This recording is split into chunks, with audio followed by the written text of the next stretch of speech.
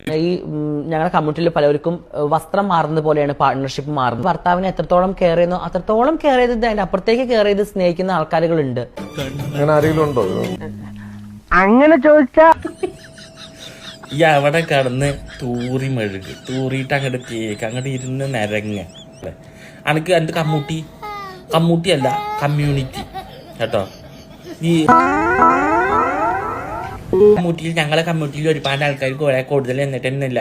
എന്താ ഈ കൊഞ്ഞനം കുത്തുന്നത്? ഈ നേരിട്ട് പറഞ്ഞാൽ ജാണല്ലേ, ജാണാണ് ദാസപ്പോ അതേ രൂപത്തിലാണ് സംസാരിച്ചാളെ. എന്തിന് ഒരുപാട് ആൾക്കാരിൻ്റെ കമ്മ്യൂണിറ്റിയിൽ വന്നിട്ട് ഈ വായ പൊളിച്ച പച്ച നുണയല്ലാതെ പറയില്ല, പച്ചത്തെറി. അതല്ല ഉദ്ദേശം. പച്ചത്തെറി പറഞ്ഞു കഴിഞ്ഞാൽ പെണ്ണുങ്ങൾ ഒന്നുമില്ല, അനാവശ്യം പറയാൻ അന്ന കഴിച്ച ആളുണ്ടാവുള്ളൂ. ഈ ശരിക്കും തെറിയൻ ജാസിയുണ്ട്. പണ്ടുള്ള മറ്റൊന്നാണ് അവർ ട്രാൻസ്ജെൻഡർ ആയിട്ട് ഓപ്പറേഷനൊക്കെ കഴിഞ്ഞ് സുഖമായിട്ട് അവരെന്തായിട്ട് അവർ കപ്പിളായിട്ട് ജീവിക്കുന്നു.